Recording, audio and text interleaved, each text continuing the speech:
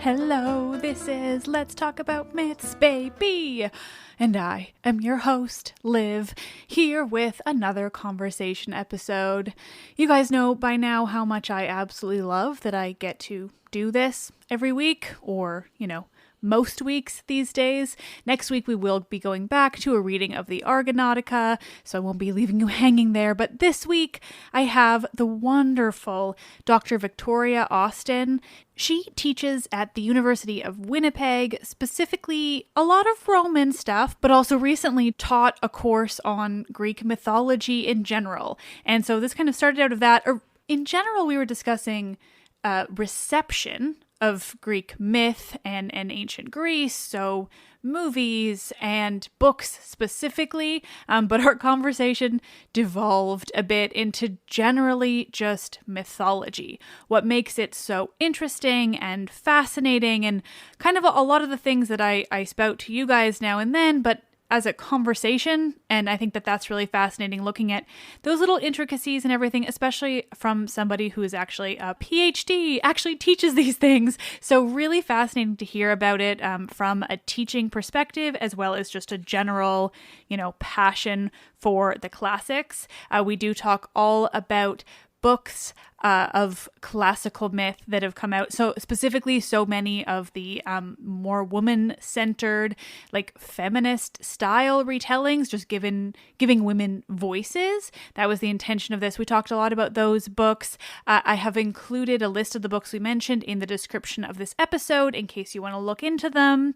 But generally, yeah, just a fascinating conversation about myth and reception, ancient versus less ancient, and all the things that come along with that. I'll let you get to it.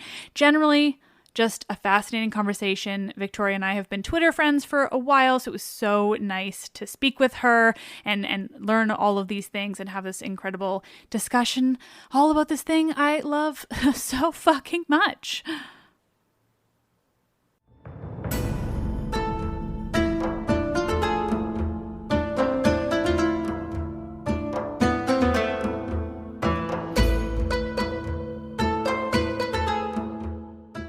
Conversations, the many faces of myth, classical reception with Dr. Victoria Austen.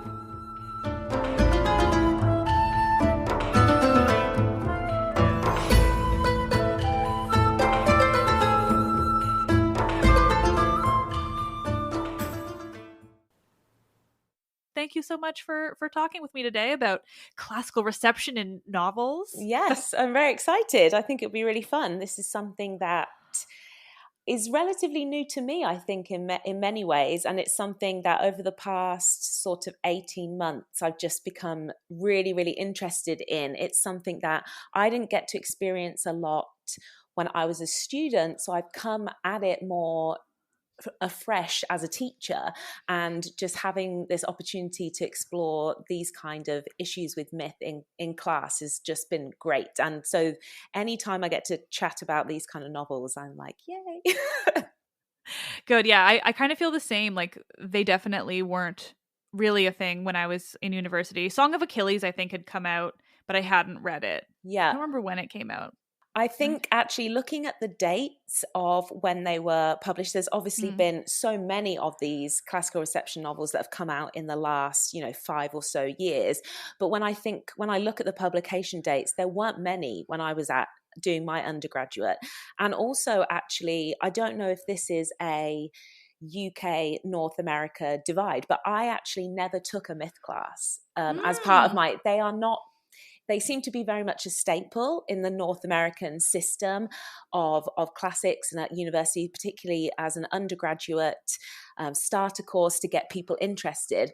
Not so much, well, not in my experience anyway. So although I obviously looked at these texts and stories in individual classes, looking at literature, I had never ever taken a devoted myth class. So when I had the opportunity to teach it, I was like, oh, for me, this is also the first time where I've approached all of these stories from that angle of thinking about myth, as opposed to, oh, this time I'm thinking about genre or this particular poet, or, all of those kind of issues, to actually think more broadly in terms of myth and the process of myth making and how we then receive that and change that over time. That was something that as I said, I've only really discovered in the past 18 months from having the opportunity to teach it. And so in many ways, I feel like I've gone on a journey a bit with my students, which is really nice, because the novels that we've looked at in class, they're new and fresh to me as well. So I'm not bored of them already. It's not like the Odyssey where I've read 1,000 times, or you should never be bored of the Odyssey, or the Aeneid. I mean, I do get bored with the catalogue of ships in the Iliad, which I tell all of my students, you have permission to skip this, because unless you're doing upper level Greek and you really want to get into the in-depth analysis of why Homer's doing this and the language, I'm just like, oh, I think we can skip over. And especially in the pandemic, I was like, we don't have time for this, guys. I was like, don't waste your energy. So yeah, it's been just super fun to think about a lot of these stories in this fresh light. Yeah, that's so interesting. I'm surprised that that you don't have like exclusive mythology classes. We had, I think, only 2, so it was like Greek mythology and then classical, which sort of was like more broadly, which I obviously took because that's like most of why I started my classics degree in the first place. But that's so interesting to me, because I feel like that is where so many people get into the classical world in general. Yeah, and I think, I don't know, like I said, I don't know if it's a UK North America divide, if it's just my own personal experience, but I came into classics very much through, I went to a school where I learned Latin. You got Latin classes at the age of 11, so that's how I entered classics, very much from that we're learning the classical languages framework. And so the differences in the systems are something that I find really interesting. And when I moved here and everyone was like, well, myth is one of these staple courses, and I was thinking about teaching, I was like, I've never even taken a myth course. And then it kind of blew my mind, and I was thinking about it, and I thought, well, this is really exciting, because I get to tell all these fun stories. And I see the classes very much as we're going to have fun story time, and then we're going to pick these stories apart and think about how they've been represented and how we can look at them in different ways. And I think that's one of the reasons why I really like these novels, because they're taking these stories that many of which are in the public imagination. We know them so well, and we think we're really familiar with them, and then suddenly they've been turned around, and you're seeing these things from a totally different perspective, especially when we get these female-centered or female-narrated stories. I think is really interesting, because to take it from a male-oriented perspective to a female-oriented perspective, I think it just kind of throws all these questions, it blows everything wide open, and it's really exciting. Yeah, it just adds so much to it. I mean, I just looked up the date of Song of Achilles, and it came out in 2012, which is when I finished my degree. And I feel like that was great timing on it. It was like, it literally just like started when I kind of came out into that. But I came into classics, like I'd learned about it in school, because we don't have any schools. Like you have to go to a very fancy private school in order to learn this language. Well, admittedly, I was very lucky to go to a very fancy school, so it's not super common. But yeah, you're right. I think it's slightly more common in the UK. So. Yeah, from what I've learned, it does seem at least more common. Definitely wasn't an option at my like silly little school in Canada. But I like learned enough about mythology. I actually just sort of been remembering lately. I had a teacher in grade 7 who was the absolute best, and everyone loved him, and he had us watch the mini series of the Odyssey. Oh, the old one from the 90s. Is it from the 90s? Yeah, from the 90s. I had to watch that in school too. It's so bad, but also so great. And it must have like fairly recently come out, and I'm pretty sure he recorded it on VHS and like wheeled the thing into, because I went to, like, in grades, if I was watching it in grade 7, we're talking like the year 2000, maybe 2001. And it's like, it just must have been like such a process for him to have us watch this. And I think, like, were we fast forwarding through the commercials like in class? So I had that exact same experience, but I was obviously older than you, giving away my age here. I was probably like 17 when this happened. And I do have a very, very specific memory of, it's the end of semester and you're doing a fun thing in class and your teacher wheels in the TV and then you watch this Odyssey series. We'd been reading the Odyssey in my classical civilization class during my A levels. And then, it was the fun thing at the end of the term that we watched this Odyssey miniseries. And I actually show some clips of that in my class because particularly I know we're going to talk about Circe a bit more.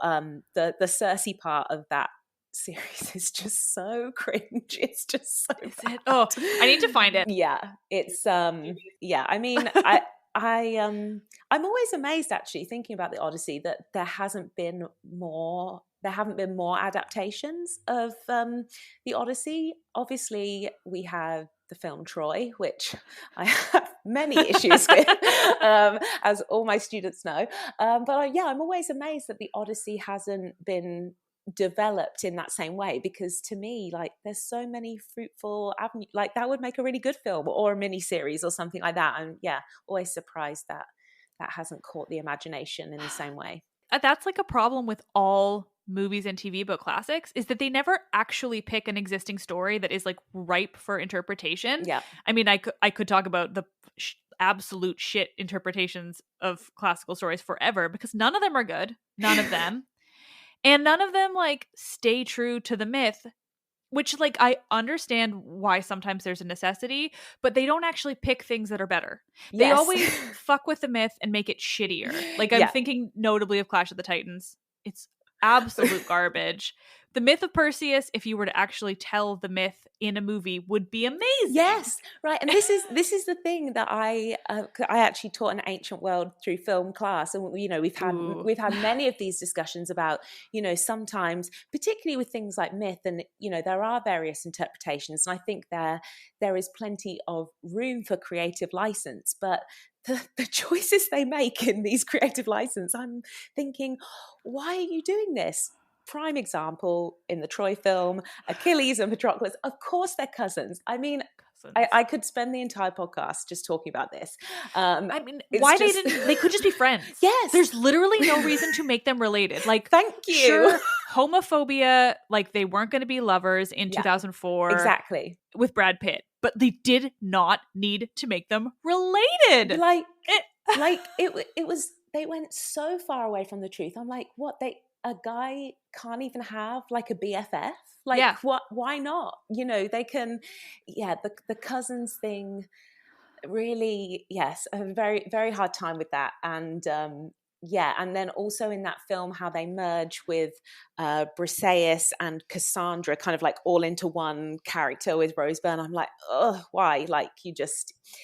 Many, many issues, particularly, as you said, you can definitely make changes, and there are many times when I think they are valid and they can spark really good conversations. And I think many of the novels that have come out recently do that. And I think the novels, maybe it's the medium, I don't know, they seem to be much more successful than maybe the TV, different expectations, audience expectations, maybe. More women involved.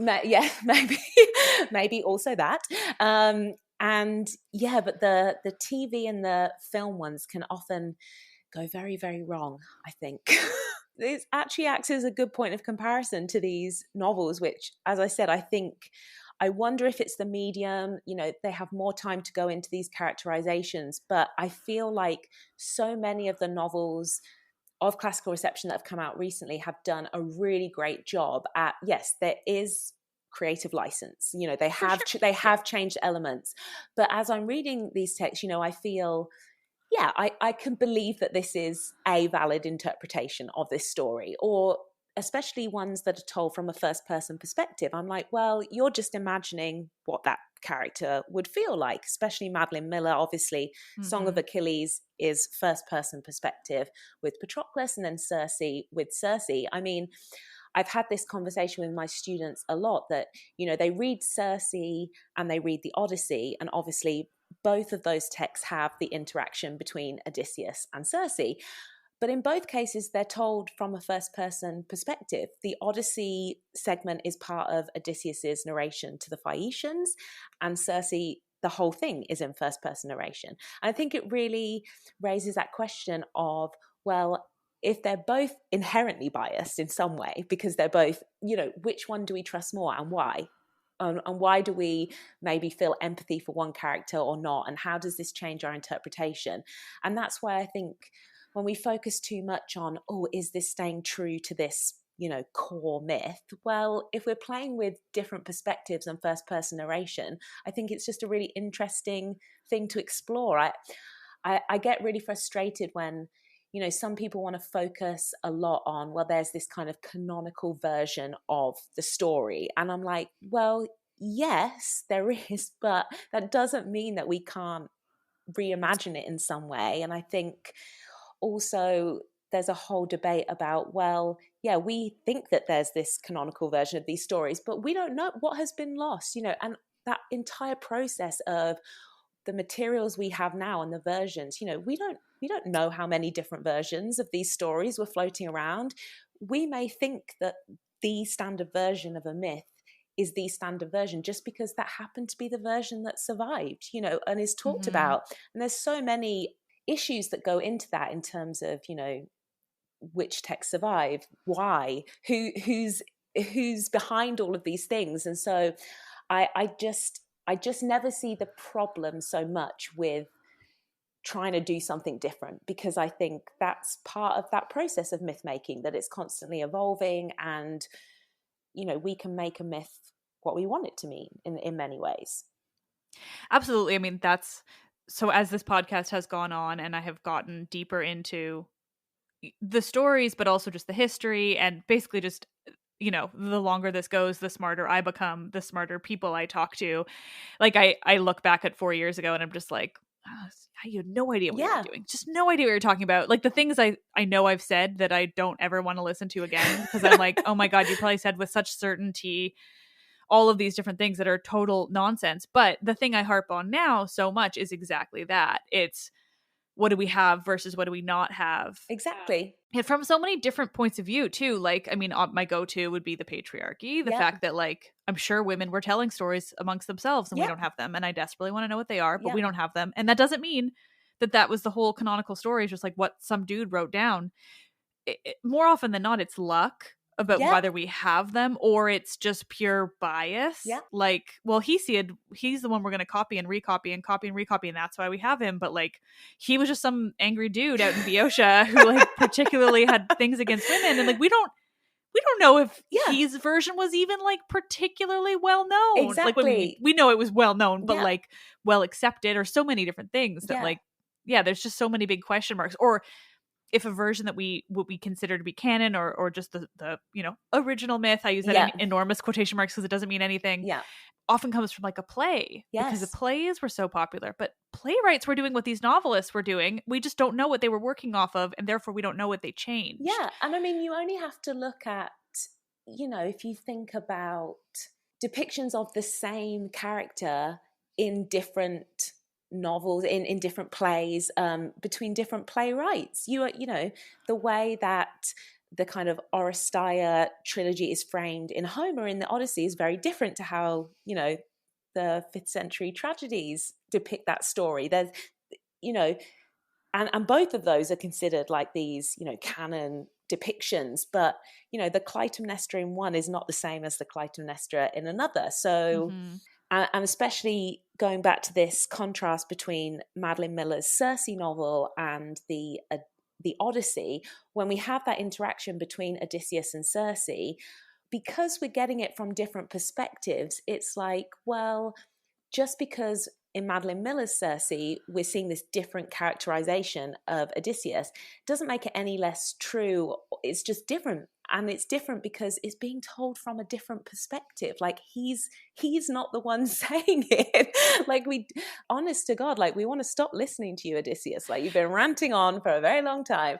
And so I don't think I don't think it's being disingenuous to show him from a potential other perspective. And I actually think it makes him and all of the characters just more multifaceted, that we get these different interpretations, because you think, oh, well, their actions are presented in this way in one text, but how about how they're presented in another text? And who decides which one of those is more valid, or, as you said, original or true, in very large quotation marks? I think, it's just not that simple. I think it would be great and simple if we're like, this is the definitive version of this myth, but it's storytelling. It is not that simple.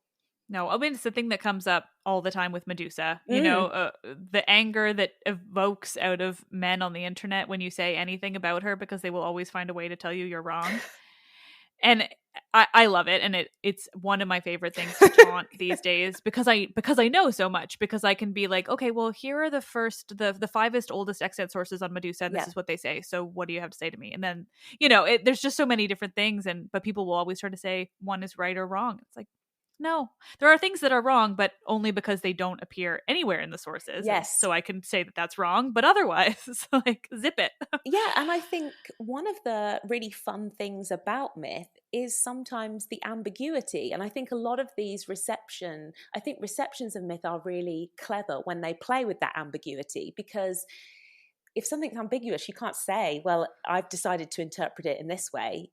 You can't say whether that's right or wrong, because there's a gap there. And I really like when people choose to explore that gap. And I think that's what Madeline Miller does so well. She kind of takes these well-known characters that we have this one perspective of, we have this different opinion, but there's enough of a gap or an ambiguity there in the ancient sources to create something around it. And most of the students that I've come across that have read these kind of novels, when they read it, a lot of their feedback is, well, yeah, we know that this is a creative story, there's been creative license, but as I was reading it, I still felt like, yeah, I can believe this. This seems true to the mythical world in general. It's not so far outside the realm of possibility. And I think that's maybe the line that you kind of play with.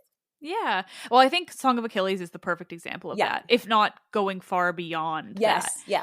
Where, like, we now have this world on the internet that is like 100% convinced that Achilles and Patroclus had a relationship. Yeah. Like, there are so many Twitter accounts devoted to them as a couple. Like, it is a thing. Yeah. And I don't think that's, necessarily good or bad. Like, I think there's a lot of people who think it's bad. Yeah. But I mean, I think there's no harm in making this connection with these characters and seeing it this way, and having that be the way that you connect with them, and then therefore holding on to it that way. Like, I'll admit, like, I like Circe, but Song of Achilles to me is art. Yeah. And I just think it's done so well. Like, it had me convinced. It had me then reading the Iliad and thinking, like, oh my God, these guys, like, I just love them. And I think that's such a powerful thing that books can do, and that so many of these novels on reception of the classics are doing, like, in varied ways with so many different stories. And it's funny, I started saying this and I went wildly off topic, but I got into my degree because I wrote a novel about Greek mythology when I was like 20, and I had like had this whole plan of never going back to school after I graduated high school. I was like, I don't need it. Yeah. And then I wrote this novel, and then I tried to get this novel published, and I was like, oh, maybe I want to work in publishing, but also now I obsessively love Greek mythology, so I'll get a classics degree too. And from there, I've like ended up finding myself in this world, which is very different, but I'm still kind of like obsessed with getting this novel published. And now I live in this world where it's like perfect time, but I can't actually get it good enough that I want it when I wrote when I was 20. Yeah. But it's just, I mean, I think that they just do so many beautiful things, and there are, you can do so much really deep in the actual mythology, and then you can also expand upon it in so many ways. And like you say, like, we just don't really know. And so take what you want and build on it. And I think that, if you keep it within that line of what is believable, then you're just have this perfect thing. And it's the believability. And I think you're right. I mean, there is nothing in the ancient sources with Achilles that definitively says either way about his relationship. So what's wrong with interpreting it at one extreme? What's wrong with interpreting it at the other? And as you said, if it allows you to connect with these characters and explore them in a way that means something to you and gets you engaged in the material, then that's great. And I think obviously with Song of Achilles, very much in that sense, it spoke to that LGBTQ community and said, you know, there is space for you within classics. And I think that's so great. And similarly with Circe, so many of my female students said, you know, it was so great just to read a novel that was set in the ancient world, but it was like from a female perspective. They're like, we love Greek mythology, we love the ancient world, but it's very male heavy, it's very male dominated. And like, we're not discounting that that's a thing. And we're not saying, you know, sometimes I get really frustrated when people say, oh, well, you're trying to put, you know, modern ideas onto the ancient world. And I'm like, but again, it's just thinking about it from a different perspective. And if it allows you to connect with those stories, so many of my students have said, oh, it made me go back and reread, you know, parts of the Odyssey again, because it made me rethink them. And it made me rethink the character of Odysseus and some parts of his character in the Odyssey that I was like, oh, I hate him there, or I don't understand why he's done that. Having someone lay out an alternative perspective on his actions, I think then allows them to develop their own thoughts about, well, how do I interpret this character? You know, there isn't necessarily one factual interpretation of how are we meant to view Odysseus as a man. And so I think expanding people's awareness of there being these multifaceted characters and multifaceted perspectives on these characters, I just don't see how that can't be a positive thing. There's like more classics for everyone, more mythology for everyone. I mean, that's my whole life right now. Yeah. And I've encountered that. Like I would say like less so lately. Weirdly, the bigger my podcast gets, the less criticism I get. Well, that's a good sign. I know, right? I'll take it. Yeah, I mean, so often it's like people have complained to me because I put modern ideals onto the ancient world, or like the number of people that will excuse the assaults by Zeus because of that. And I'm like, you know, they thought it was bad too, right? Like they definitely thought it was bad. There are a lot of certainly not all of them. They didn't view all of them as assault, and that's fine. But like there are definitely somewhere even the ancient sources sympathize with the woman here. Like, well, and also even if they're not sympathizing with the woman, I mean, you only have to look at some of the language in Ovid's Metamorphosis. Like he makes it very clear that these are violent actions. Yes, obviously we can have a conversation about did Ovid think that was okay or not. That's one conversation, but to say that it wasn't violent, that, I mean, you only have to look at the language to know that is especially the case. Yeah, especially in Metamorphoses. You're right. Like absolutely. I mean, his are the most visceral, the most obviously like this is violent assault. But even like I've been reading some of Plutarch's Life of Theseus for his episodes. That sounds and also riveting. I love it because he definitely, like, there are huge chunks where Plutarch is like, this guy's a dick. Yeah. Like, or my favorite is that he's so often trying to sort out what he believes to be fact from fiction, because he's like, well, Theseus obviously existed, and so what did he do and versus what was myth? And you're like, okay, like this is a really interesting way of looking at it from this ancient world where like he's, you know, hundreds of years after the height of Athens, and also like coming at it from this totally different perspective of not idolizing Theseus and trying to figure, it's just all, I mean, it's all so fascinating, but you can absolutely see that they had their own ideals. They just had different words and understandings for it than we did. But yeah, to suggest that we can't criticize or like put our modern, you know, understanding of things on the ancients is ridiculous, and also inherently like, why? Yeah. Give me one reason why. I think I can do whatever I want. And I think that's really interesting what you said about Plutarch, because I think we sometimes have this idea that, you know, the ancient world is just like one world where, you know, this is spanning a large period of time. So like even, you know, someone like Plutarch, he's already having that same kind of reflective conversation and analysis that we still have today about this divide between, you know, what is myth, what is history, how much can we take as, you know, quote unquote real, how much of it is this is simply a story. And to say that they weren't grappling with that at the time, you know, already by the time of Plutarch, so these stories have already gone through so many levels of interpretation that we aren't even aware of. And we kind of think that they just kind of sprouted out of Athens, like fully formed in the 5th century. And it's like, well, there's like a lot of stuff that happened before then to get to these stories. And, you know, you just have to think about the amount of Greek tragedies that we know there were just based on how many festivals there were and how many plays versus how many plays we actually have remaining. Oh my God. Like, what don't we have, right? I mean, the Library of Alexandria. You know what don't we know? But yeah, so it's like part of it is, look, we don't know. Something could have like completely blown our mind and like thrown everything wide open. So yeah, I just think that's why I'm all for like analyzing the texts on their own terms. And I do this a lot with Ovid, and obviously Ovid can be very, very problematic because of the language, because of the sexual violence. But if we want to have conversations about what that means to us today, that is not turning our back on, as you said, quote unquote, the true version. It's having a different conversation. It's saying, you know, what can these texts mean to us right now?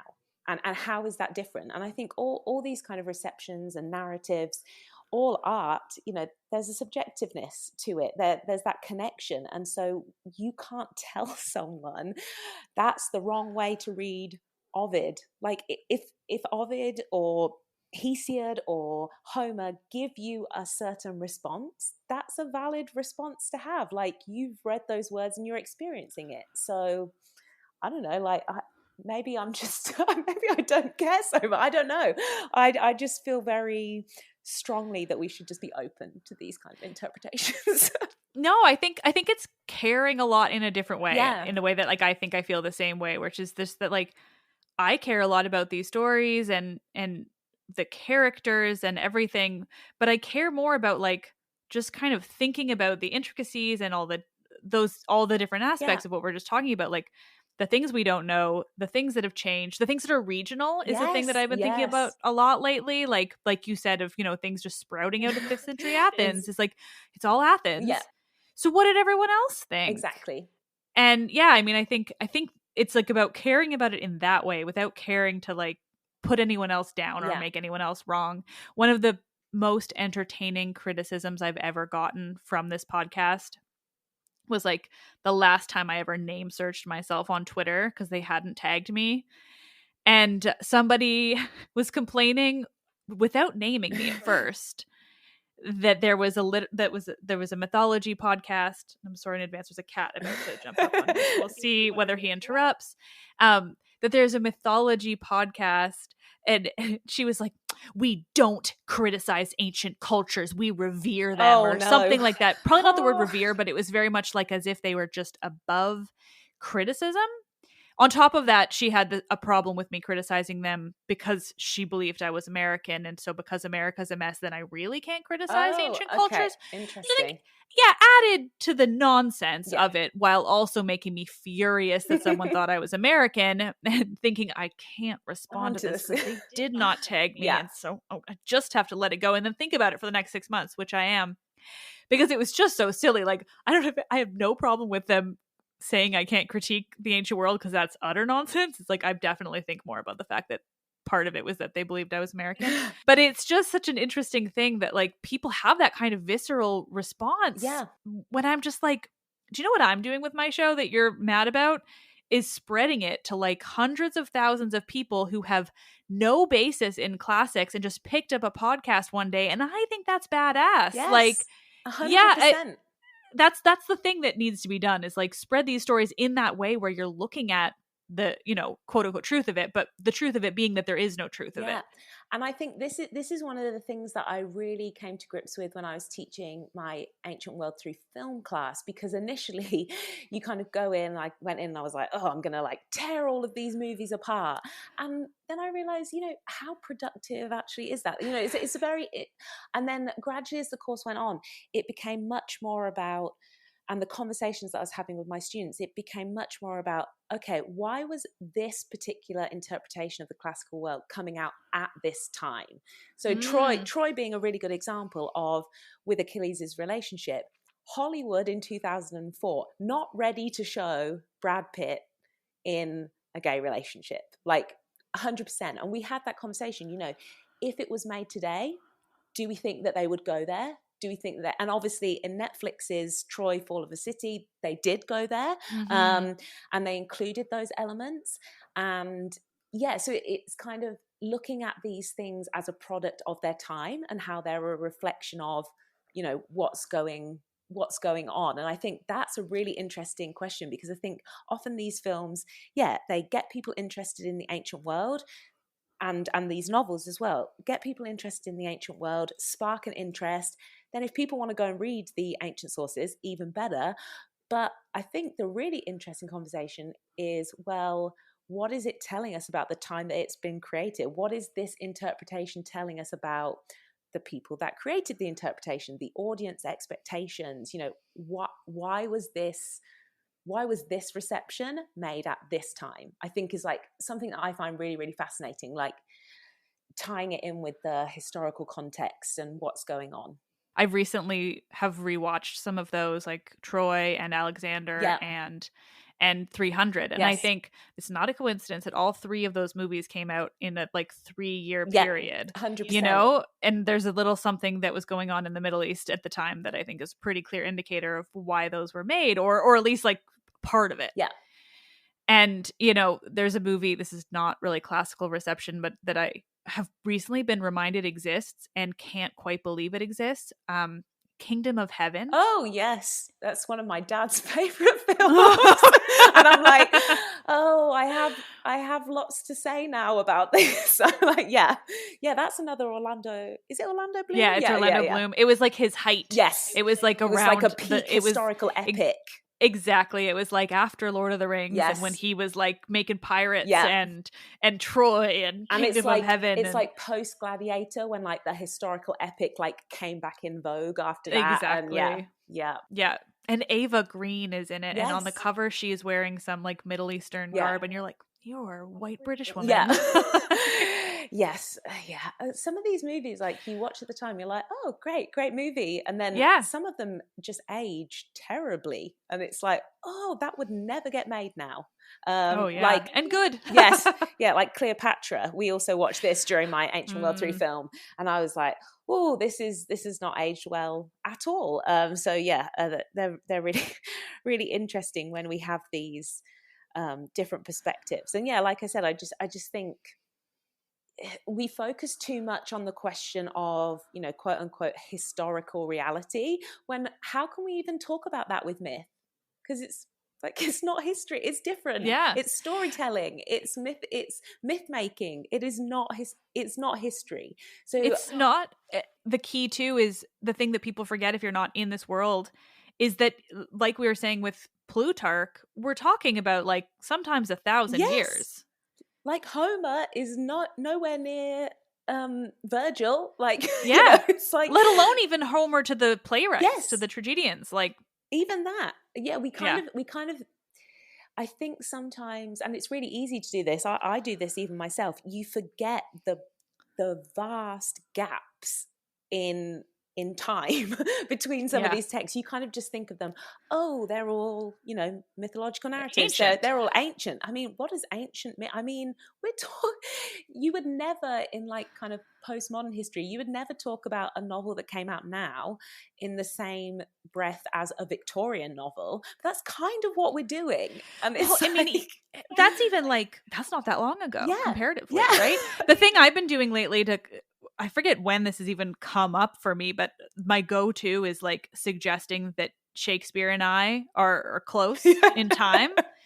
You know, it's more like that, even if not farther off from Shakespeare, but it's such a like obvious one to use as a distinction of like, okay, you're comparing between Homer and say Ovid. We're talking a Shakespeare to Yeah. now's breadth of time. Yeah. Like So, and arguably, so when we're talking about, I think when we're talking about reception, we often have this divide between, okay, so there's like the ancient world and then there's like modern reception. And I'm like, but there's reception within the ancient world. Like, for God's sake, like Virgil, hello. Virgil. Yeah. I mean, I don't want to go down that path of, it's just, Homeric fan fiction, because there is more to it than that. But there's something to be said for that argument, right? He clearly, when we talk about intertextuality, like that intertextuality is reception, like, but we talk about it in this different way. And yeah, so to think that we have this strict divide between, well, all the stuff in the ancient world is like the original stuff, and like what we're doing now is reception, I think is too simplistic, because there's reception going on within the ancient world, but it's not static. It's always evolving in some way.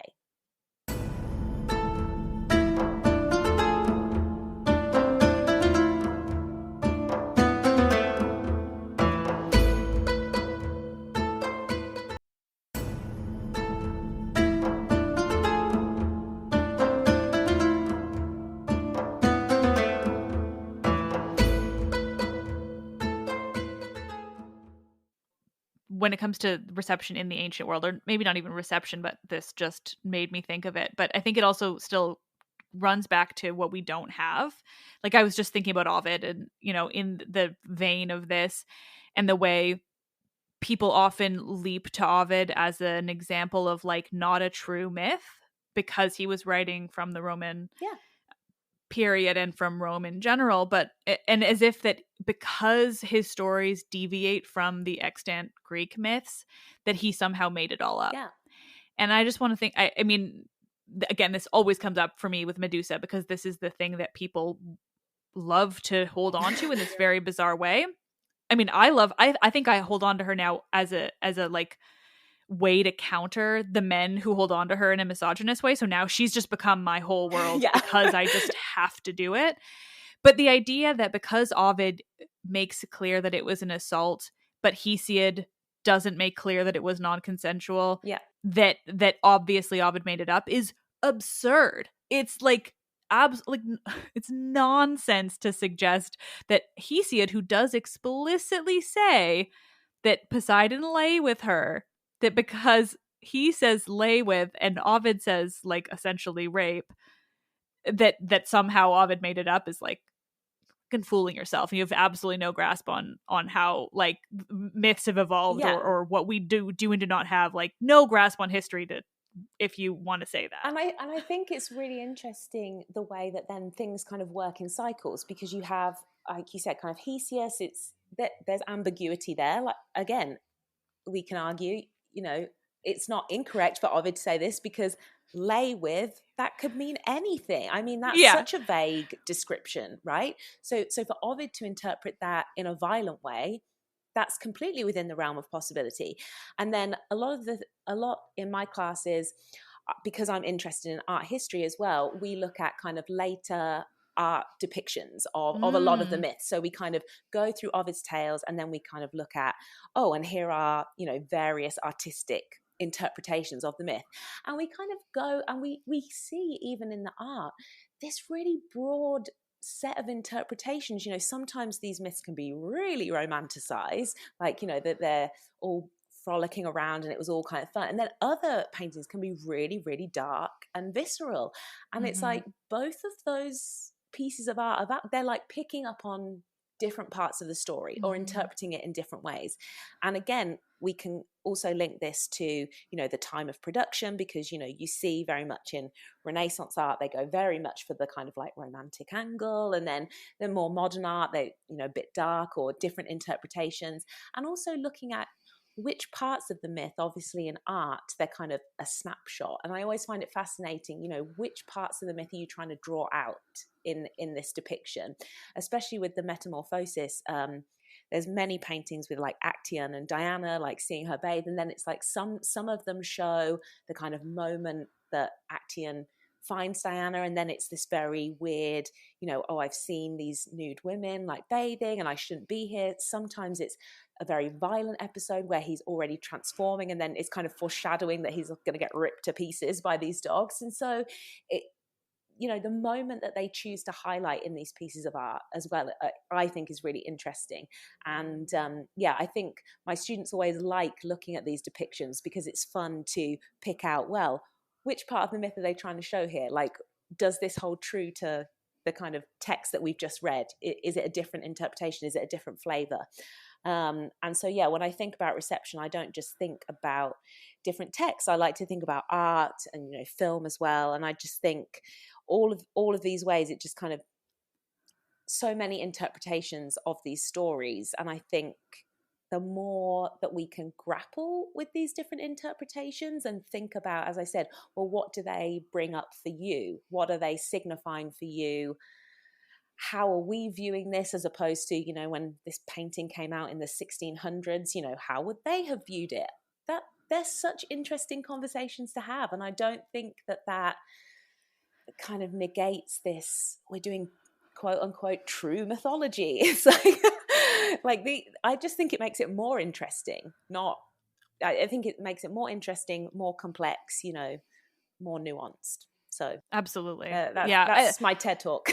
No, as somebody who also came to this world partially from sort of an obsession with art history, like I get that completely. And all I think of in any moment, really, and anytime I think of like any kind of visual representation, is Bernini, because like I could talk about either Apollo and Daphne or Pluto and Proserpine like for eternity. Apollo and Daphne specifically, just because we're talking about metamorphoses, and I've talked about this on the show before, absolutely, because I love it. So my favorite thing about seeing it in reality versus the photos is that essentially like you can stand at one end of the statue of Apollo and Daphne and you can see like this kind of almost beautiful look of like Daphne, trying to get away from him, but I don't know if it looks romantic, but it doesn't look sad. It just looks kind of like a thing that's happening, and it's stunning. And then you go to the other side and she's a tree. Yeah. Like, so clever. It's incredible. And Bernini in general is just one of my like favorite people to have ever existed. But that one is just so unbelievable in terms of classical reception. It blows my whole mind. That shows like in one piece of art, dependent on which perspective, like so true. Dependent on which literal perspective you are standing from, that's a completely different statue. And neither of those are wrong. So that's like people at either end of the statue having an argument about, well, this statue is showing that. And it's like, well, actually it's showing both at the same time. And it just depends on where you're at this moment in time. A very literal version of what we're talking about, that neither of those perspectives are the true one or the right one or the only one. You can hold both of those at the same time. And it doesn't, one does not cancel out the other. Yeah, and I think that's definitely a piece of art that I've held on to for years and years. And just kind of, I think, that's kind of my visual representation of any kind of mythology, is just to think about the two sides of that statue and how it's so, and it's sad that it's hard to understand it without being there, because I think it's important that everyone be able to like see that kind of thing. I mean, to delve into beyond Madeline Miller too. So, I mean, there are so many pieces of classical reception that have come out lately, like in the past 10 years at least, so many.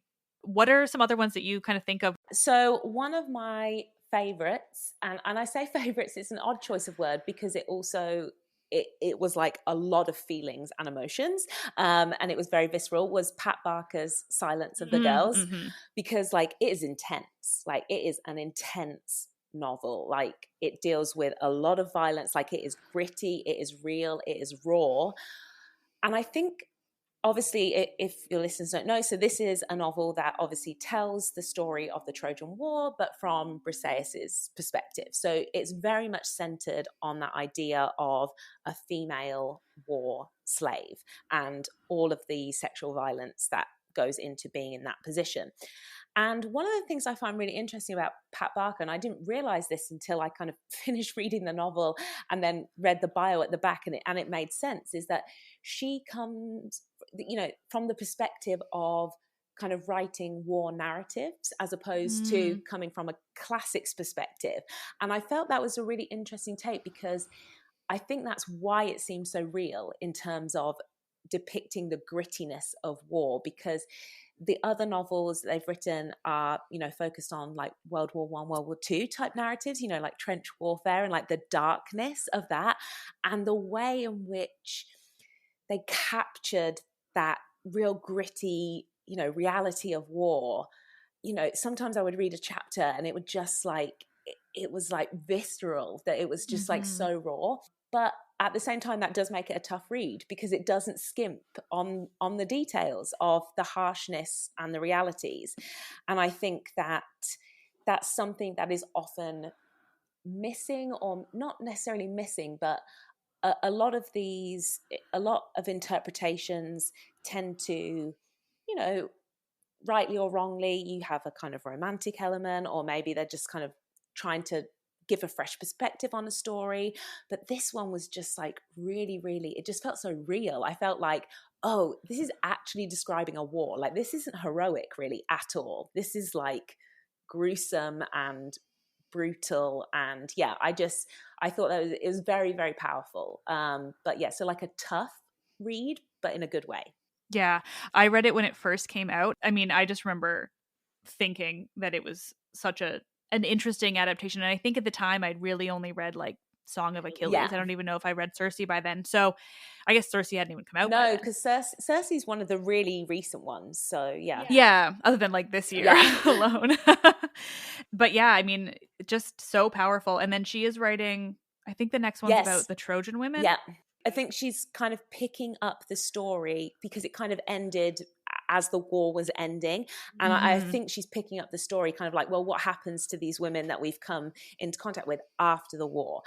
So that's super interesting. And in many ways, that picks up on another one of my recent favorites that I read towards the end of last year, Natalie Haynes' 1,000 Ships, which I loved. And I could have read, I wish it had been longer, because I just loved how it wasn't just one character. It was like all these women that we see, across the Iliad. And then you're basically getting the fallout of the war, but from all of their perspectives. And like, I loved the way that it moved between the characters, and we were getting really quite a short period of time, but then these characters were then reflecting back on what was going on. And yeah, just so fascinating. I really, really loved that one. That idea of, we always think, especially with these texts, you focus on the main event being the war, but what about after? And I think, the Odyssey is what about after? But that's like one man. This is, well, what about all these women? They're all in the Iliad too. Like, what happened to them, right? And I loved that exploration of all of their characters. And I thought she did a really good job of, and the choices she made in the characterizations were really fun, I thought. I agree. That one it has to be on my list of favorites for sure. I mean, especially I think this is just what Natalie Haynes does well in general. I've also just spent the past week watching her talk about books, including this one and Pandora's Jar, like literally ended that to come and talk to you today. But I think she keeps it light while also like focusing on the severity. Yeah. So you have characters like Calliope and like Penelope who really make it quite funny, in addition to focusing on how serious and dark and horrible it all is. Yeah, I think, that she's one of the reasons I started talking to people on this show, which is a bizarre thing to say out loud. Between her and Bettany Hughes, I was like, I guess I can talk to anyone. Which I think what's really clever about that novel, and taking that approach of kind of the focusing not just on one character but lots of different perspectives, I found that a really nice mirror to the Iliad, because obviously everyone talks about the Iliad as being, it's about the rage of Achilles and everything, but you're really getting an insight into lots of different male characters, and you do different books focus on the events related to different men. So I really found that this was like a nice inversion of that, in that we're then talking about the aftermath, and then we have this female perspective, and then it's jumping backwards and forwards. And yes, I think there was a lightness to it, and it really highlighted that women in the ancient world are not just one type of woman, because we had this very multifaceted response. We saw the range of responses dependent on, their class, their status, immortal, mortal. Are they in Troy? Are they on the losing side, the winning side? Are they back home waiting for their husbands? You really get a sense of, well, how is a war experienced through the eyes of the women that are related to or interact with all of these men? So I loved that. Absolutely. That one, I mean, it's just so broad and so detailed at the same time. And yeah, no, that one is absolutely one of my favorites. Another of my favorites is The Children of Jocasta by her. I have not read that. That's a good one. Yeah. Yes, absolutely. But I also have a really big thing for Thebes. Okay. The reason I got into all of this was writing a novel based around Cadmus and Harmonia of Thebes. And so I've sort of always had a big love of them. And I think that not them personally, because there's really no myths about them as characters, but Thebes in general is done dirty by the Athenian tragedians. That's a very good one, especially for someone like Jocasta, which I don't know if you've read her Pandora's Jar, which also just came out. But that one is not fiction, but it's covering all of these famous women from a more historical and how things went wrong. Oh, interesting. Kind of. Yeah. It's very well done and very entertaining. But Jocasta's was particularly interesting, of just looking at how Jocasta has been treated over the millennia and where her story went wrong and all these different things.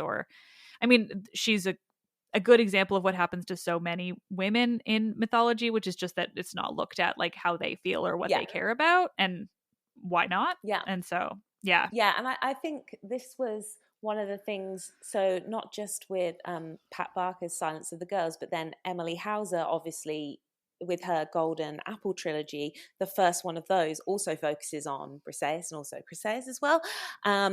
That's a bit more, that's less gritty and more the kind of not romanticized, because there is grittiness to it, but yeah, it's slightly lighter in tone, I would say, than Silence of the Girls. But again, this idea that we're kind of looking from these different perspectives, and there's this sense of, with Briseis, it's like they're just kind of there in the Iliad, and we don't ever get a sense of, well, what would they be feeling in this moment? What would they be thinking? They don't just appear in a vacuum, and giving that backstory, it can really, I think, make us think about the interpretation in the Iliad as well. Absolutely. I bought whatever of her books I could find after you mentioned her when we were first talking about doing this. But I think in Canada I can't actually get For the Most Beautiful, which I take it, is that the first one? That's the first one. So there's okay. For the Most Beautiful, For the Winner, and For the Immortal. For the Immortal, yeah. So For the Most Beautiful is the first one, and that focuses on Trojan War from female characters' perspectives. Then we've got, I can't remember which way around, one of them is centered on kind of like Jason and the Argonauts, and then the other one is on Hippolyta. For the Immortal is the one about the Amazons. Yes. Okay. Yeah. So that's the last one. So there's one in the middle, and that's the one about it's on Jason and the Argonauts, but from the perspective of Atalanta. Yes. It's I really actually liked that interpretation of Atalanta, especially because, again, she's always like given this example, look, there were female warriors too, and I'm like, but we know nothing about, like, there's like no, so let's focus on her then, like, don't just hold her up as like this, oh look, there's this one female, okay, well, let's talk about her, like, let's do some interesting things. There's so little to find about her. One of the things I loved so much, because when I was writing her entry in my book, is that there are two Atalantas, one from Boeotia and one from Arcadia, and they are the same. Yeah. every single thing that's the same happens to them, but that apparently there are some who believe that there were actually two. Oh, interesting. And I just think, yeah, it's such a perfect example of regional adaptations. Aphrodite also, like Homer has this completely different version to Hesiod, and like obviously I think everyone focuses on Hesiod's version because it's like more interesting. That's always one of the first stories that I tell in myth class, and then I'm like, welcome to myth, guys. You're born from the sea. And it's the first episode of my podcast where I coined the phrase castration foam. Oh, perfect. People still quote to me all the time. I just describe it as like sea foam, and then I like wait for the penny to drop that there's like this connection. And that's one of the things I've really missed about teaching online, that I miss those like moments of realization when I'm telling these mythical tales, especially like the castration and then the birth of Aphrodite and all these things. And I'm just like, oh, I wish I was there to, you know, see their reactions, because, you know, you think, oh, I'm going into this mythology class and I'm going to listen to my professor and maybe this is going to be serious. And then I like talk about these stories and sometimes their face is like, what class is this? I'm like, this is great. This is the most fun you will have. It's the best. Yes. I mean, I always say that the story that made me really think like this needs to be told in a comedic way is Pacify and the Bull. Okay. And so this is the greatest line, one of the greatest lines from Madeline Miller's book. I actually put a little thing in my book. Yes, because I obviously explain, I'm like, so, and there's this bull, and like we're going through, and then you can like see the cogs like turning in their mind, and then I'm like saying, then I'm like, so yeah, like, you know, this is what happens. And then they're like, this is really weird. I'm like, yeah, Crete is like seriously messed up. Like, I think my first slide is like, WTF is going on in Crete? Like, what is going on there? We need to explain. And yeah, I loved Madeline Miller's interpretation of it, because she said, you know, Circe goes there and is like trying to help Pacify, like give birth to the Minotaur. And she's like, what is going on? Like, how did this happen? Like all of this stuff. And then Daedalus is like trying to, you know, go around the houses and like kind of say, oh, well, I made this machine and I'm not really sure. And then Madeline Miller describes it. She says, oh, please, my sister spat out, the world will be ended before you stammer to your finish. I fucked the sacred bull. All right, now get the thread. I'm like, that's just the best line. I'm like, just tell it like it is. This is just so amazing. Yeah, if only the ancient sources just said it like that rather than right. You're like, okay, she had a bull contraption made for her, all to do this, and like it's darker when you consider it as a curse, and like I do think that's important as well. But at the same time, you have to admire the ingenuity. Right? And like I say to those students, and I like try and explain it really slowly, and then I'm like, and it is exactly the things that you are thinking about how does this work. It's probably exactly doing that, and I'm like, it is as weird and wacky as, you know, you think it is. And like you said, we really should give a round of applause for the ingenuity there. You know, we can't look down on that. Like that's and then, like you said, very dark background, but an ingenious solution to that dark background. Exactly. You have to look at both, and like I will always come at it from a place that is sympathetic to the victims and the survivors and women in general, and we go there, but also it's absurd and hilarious and crazy story. And like it's so many things that just made me think like, why does no one tell these myths in a way that is as funny as they are? Because I mean, there's that's funny, but there's also ones that are like obviously comedic, like say like the Homeric hymn to Hermes. It's the funniest thing I've ever read. Like, I love it when those Homeric hymns, like especially the one to Hermes, that is that can be quite, because so many of these myths as well, as you said, they deal with some really, really heavy topics, and then when you get like this kind of comedic version, or there are certain mythical tales that you can't look at in any way other than being like very hilarious because they're just like so out there. And this is one of these situations where I'm like, as you said, we're just going to sit here for a moment and just digest what I've just said. And, you know, I'm sure you have a lot of questions. I don't have the answers to how it all worked, but we're just going to accept that apparently there was this contraption and that's how it worked. So my favorite thing is to experience people as they try to understand. Yes. This is exactly why I miss the teaching in person, like watching live the like brain moving and the processing, and then like this kind of look of horror on people's faces, and then like amusement, confusion, kind of like, is she saying what I think she's saying? And I just have to say, yes, I'm exactly saying what you think I'm saying. Yep. It is as wild and crazy as you think. Yeah. Or, I mean, one of my other go-tos for comedic value is, I think it's the Homer came to Aphrodite, and it's just where Hephaestus traps her and Ares in the net. Yeah.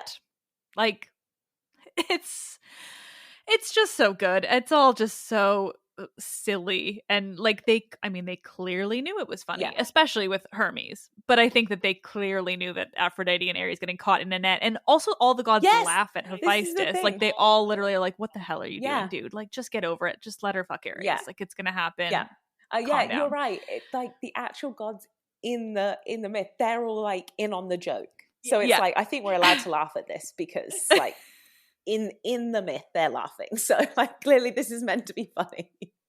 It's just it's so ripe for interpretation. And I think, you know, these days all the novels of reception are, you know, more serious, but I think a lot of them have like pull on those lighthearted threads too, because you can't avoid them, especially like in Circe. and I think that's one of my favorite things about teaching myth. Like sometimes I talk to my friends, you know, outside of classics, and you know, I use a lot of memes in my class slides, and often I post about these on social media, and you know, myth is ripe for memes, and they're like, that's your job? And I'm like, yeah, isn't it great? I'm just like, this is the greatest thing ever, you know, we can do this, and that there can be humor. And as you said, I think some of these receptions are so significant for shining a light on these important issues and making us have these really significant conversations. But at the same time, there's also, we shouldn't forget like the fun and the enjoyment that brought us to myth in the first place, I think. And there are lots of things that are problematic, lots of things that we have to unpick and are challenging to interpret.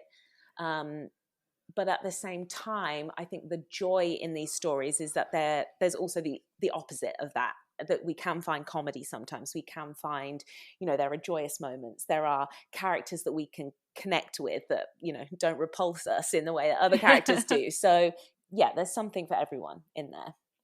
Absolutely. And there are so many that, like, you love to hate too, right? I mean, I love to hate Odysseus. I mean, yeah. I know everyone does. I love to love Odysseus. Yeah. I recognize he's very problematic and he has all of these problems, but I do share in your dislike for Aeneas. So, you know. Perfect.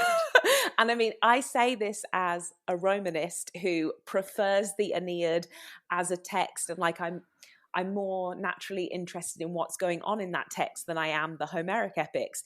But even with that, I will still pile on Aeneas at any given opportunity. I mean, with Aeneas, he's either awful or boring. Yeah. Yes. Like, I don't think he has anything in between. He's either like forgetting that he has a wife as Troy burns around him. He is leaving Dido after everything, or he is just doing absolutely nothing. Yeah. And he's just kind of there for it all. Yeah. Like it's almost weird that it's called the Aeneid, because there are like so many more interesting characters in many ways. Like Turnus is fascinating, like Dido obviously, and there's lots of interesting, you know, things with the gods and like various kind of like colonization things going on in the Aeneid, and just super, super interesting. But Aeneas as a character, I do not warm to him in the same way that maybe, I know he's meant to be this kind of archetypal Roman hero, but yeah, you're right. Either either being very bad at being a Roman hero, or when he is being a, you know, quote unquote Roman hero, that's actually very boring. Yeah. He's boring. He's kind of benign. Yeah. He's just kind of like Meh. there. Yeah. He's just like, meh. Okay, you're here. Yeah. Yeah. But there was many a meme about the forgetting his wife in my intro to classical literature course that I did. We looked at the Aeneid quite a lot, and yeah, it's very much, he like gets out and then he turns around and thinks, oh, I think I've forgotten someone. It's like, you think? I also think it comes in like book 2 or something, doesn't it? It's book 2. Yeah. It's the Where fall you're of like, Troy. Yeah. We've got through an entire book of this poem without even the audience realizing you have a wife. Well, she kind of like turns up and she's scared about leaving, and then, you know, it's very emblematic of the whole, you know, patriarchal line that's so intrinsic to this like Roman concept of pietas. You know, you want to not just look after your family gods, but also, you know, your family, and how do you transfer power in your family? Well, it's through the male line, and then there's this new link to the state, and that's why that image of him holding his son's hand and carrying his father, that's like peak pietas, like right there. And then it's like, yeah, but in order to fulfill that, you have to forget your wife, which it's just like, and she just kind of like appears in book 2 and then disappears very quickly, and it's like, okay, well, I guess Creuse is over then, like next stop Lavinia. So it's like, which is a novel that's on my to read list, the Lavinia novel by Ursula, I don't know how to say her last name, Le Guin, maybe. Le Guin, yeah. So I didn't know that's crazy, because she's like a very famous science fiction author. So she has written a novel called Lavinia, and it's about Lavinia's life, like before Aeneas gets there, as he gets there, and then like once they're married as well, which is like, you know, there's so much creative license with that, because we basically we only really know about her as this, she's the person that people are fighting over in the Aeneid. Like, we don't have a real sense of her character. So to explore that facet, I think, that's on my to read list this summer, I think, hopefully. Yeah. That would be really fascinating, because, I mean, she's just like not there. Yeah. She's very important as a concept, but not as a person. Exactly. And it's kind of the same with Creusa and Dido to some extent. You're right. All of these women in the Aeneid, they're important, as you said, as concepts, as part of Aeneas's journey, but actually that exploration of their characters is something, especially, Lavinia, as you said, she's just like this figure that is, you know, integral to the war, but, you know, we don't know it. She's just there. She's just there. Yeah. I remember, so I notoriously don't have time to read a whole epic before covering it in the podcast. Simply don't. And so I just make it work. And also, that's just how my personality and my brain works, is that I'm just gonna go with it and figure it out as I go. But when it came to the Aeneid, and knowing very little about it before I started covering it on this podcast, I did not know going into it that he was going to have this wife discovery in book 2. So I got into like probably episode 2 and was like, guys, he had a wife. And I think it almost like made it a more entertaining way to hear it through the podcast, which is like, even your host didn't realize he had a wife. Yeah, because she's that inconsequential to his life. Exactly. That even us as readers sometimes forget that she exists. So yeah, kind of hilarious. But so I really want to read that Lavinia one. And also the other one that I have on my list for this summer is the new one about Ariadne that has just come out. Yeah, I really want to read that one, because that's a super fascinating story. Like, when you think about all of the ways that she, you know, with the Minotaur, she, you know, she fits in with our whole what's going on in Crete thing. And then, you know, she rejected on the beach, and then Dionysus comes along, and I'm like, you know, this is a good character. Like, there's a lot going on here, and she kind of intersects with lots of different stories that we know of. So I think that will be a really good one. They're my 2 on my to read list, which is, you know, ever increasing. Oh my god, I don't even know how to deal with it right now. Even like next to me, because I bought those Emily Hauser books. I've never read Mary Renault, and I have her books. And so there's just like this there's enormous. So many. The Penelopiad as well. Margaret Atwood. I haven't read that, and that's like seen as like a classic. That one's good, but it's easier because it's written in verse. So okay. it's a quick read. I think I read it in a night. I read it like a decade ago, so I should probably like revisit that's it. But arguably, I would say that's like the first one of these kind of female-centered narratives. And I've heard about it so much, and because it seems like one of the earliest, I probably should get around to reading that. And also I just learned as well, when I was doing some research, that there's also a novel called Ithaca by Adele Geras. And this sounds pretty interesting. So it's about life on Ithaca while Odysseus was away, and it's from the perspective of like multiple characters, like most of them made up, but they're kind of like intersecting with the events that we know happened while Odysseus was away. So I thought, well, that might be something fun, because, you know, that obviously has so much room for creative license, because we don't know what was going on there. But just to kind of think about that day-to-day existence of what is going on in the home when the hero's away. You know, we think so much about, you know, their return, and it's all through that framework, that just to think about like the day-to-day existence, I think that sounds like a pretty intriguing concept, I think, to look at. Absolutely. Yeah. I mean, thinking about it as just like the outside observer watching what's happening to Penelope and then watching Telemachus. Exactly. I think that would be like a super interesting perspective, especially because I really don't like Telemachus. No, he's the worst. Yeah, he's just so whiny. I have an episode titled Telemachus is a whiny little bitch. Yeah, like I came across like my original translation of the Odyssey that I had from like my high school, and it still had like all my annotations in, and like so many of my annotations were like, stop crying, Telemachus, like why are you crying, like why are you doing this, like just I was really savage about him. I was savage at 17. And like also like with Odysseus as well, like terrible leader, like all the way through. I'm like, oh, more men lost, there we go. So my going back to those annotations was very funny. Yeah, that would be great. No, that sounds great. I'll have to put that on my list. Oh, you know what I want to read, which I haven't read and I should have, is Home Fire. What is that? I have not read that. Home Fire is Antigone. Oh. Yeah, I think it's by... Yeah, the author is Camilla Shamsi. See, there's so many. Like, I'm discovering new ones every week. I'm like, oh, I've got a grasp on this because I'm teaching it. And I bring in all these examples. And then people say, oh, well, you must have read this. And I'm like, oh, God, there's more. I can't keep up, which is great for these kind of conversations. But yeah. I know, it's endless. No, it's modern, I think, too. A modern adaptation of Antigone. And I don't think I would have heard about it from like the world of mythology. I actually heard about it just because it was published shortly after I left Penguin Random House, and so my friends knew to send it to me. Yeah. So like I had some little ins with that too. I also, and this is not more like women centric, but I don't know if you've read House of Names. No. It's by Colm Toibin, and he wrote it's the Oresteia, basically. Okay, I would like that. Yeah. Yeah, very sympathetic to Clytemnestra. Oh, that's interesting. I would like that.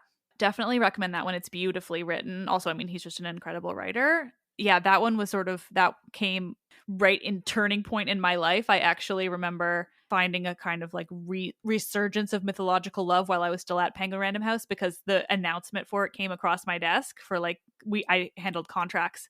So the contracts came, and then it would have like one sentence of what the book was about, and would be my introduction to it, because it would have been like long before it was written, and it literally just had like a retelling of the Oresteia from Clytemnestra or something, and I was like, oh my God, you've got me, send me all the copies now. Immediately. And then I left the company, and I just remember thinking, like, messaging all of my friends being like, okay, so here's the thing, I'm gonna need you to send me like House of Names the very second you have it. And it was sort of one of those like big moments of like, oh, I still love mythology, maybe I should do that. It's and I think I definitely had that sense when I went back and read, as I said, coming to teaching and then kind of revisiting a lot of these stories that I think I'd just taken for granted, and then really digging into them through this myth course. I've just it's kind of re-invoked this kind of feeling of, oh yeah, like this is what I fell in love with, like this is why I ended up taking classics. Like I read the Odyssey in school and was like, yes, this is cool, and I want to do more of this, and I don't know what I want to do with my life, so I'll take classics at university. And it turns out that's still what I'm doing with my life, so it's turned out pretty well for me. But yeah, it's funny, I was like, I like these stories, I would like to read some more of these, and then here I am now working at university teaching it. So yeah, I can't complain. No, that same thing for me, where I literally like started with the classics minor, and I was like looking through the course catalog, and I was like, who am I kidding? I'm gonna take classics courses for every single one of my electives. And then so like within 2 weeks of being at Concordia, I switched to a double major, and I was like, obviously that's what I'm gonna do. Yeah. And so, yeah, it was 100% just where I was like, well, the classics is just because I'm a nerd. I'm doing a whole major in classics just because I'm a huge dork. Yeah, I was very much, I'm going to do classics at undergraduate because I like it and I'm interested in it.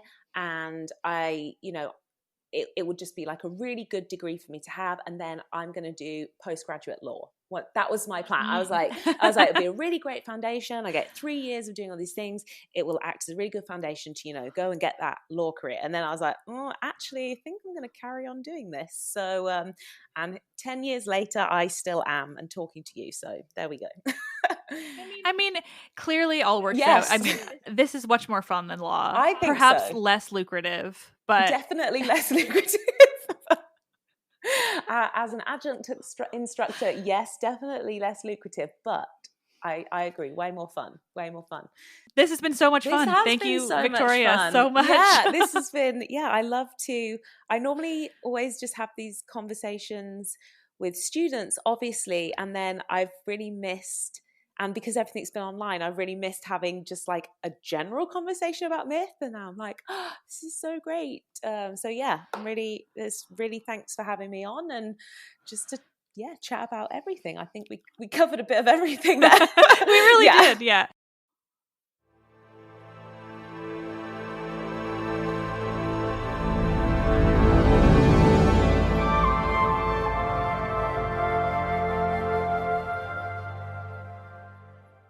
Oh, nerds, thank you so much for listening.